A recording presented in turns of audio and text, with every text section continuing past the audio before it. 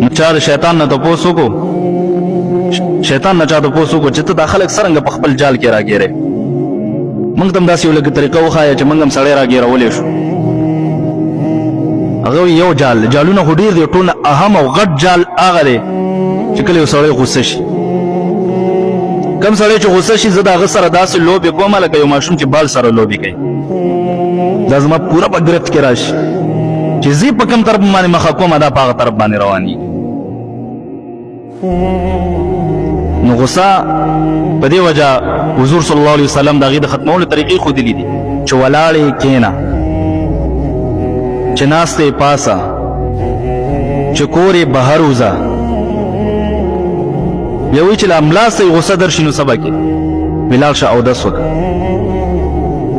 اودس وکړه اودس سره هم ستا غوسه سړېږي ختمېږي نو کوشش دا دی چې د غوسې په